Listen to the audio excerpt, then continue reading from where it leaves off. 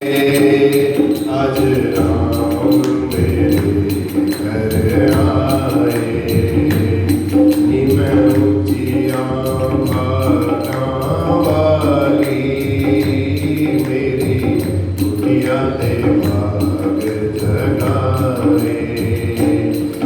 मैं ऊंचिया भागा वाली, मेरी कुटिया दे भाग जगाए। मैं राह बिच नैन बिछावा, नाले चंदन तिलक लगावा। मैं राह बिच नैन बिछावा, नाले चंदन तिलक लगावा। मैं रज रज दर्शन पावा, आज राम मेरे घर आए। मैं रज रज दर्शन पावा, आज राम मेरे घर आए। मैं ऊंचिया भागा वाली, आज राम मेरे घर आए।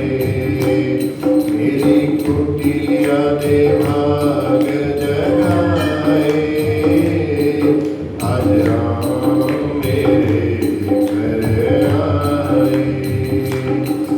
ओ जगत दा पालनहारा, नाले दुनिया दा रखवारा। ओ जगत दा पालनहारा, नाले दुनिया दा रखवारा।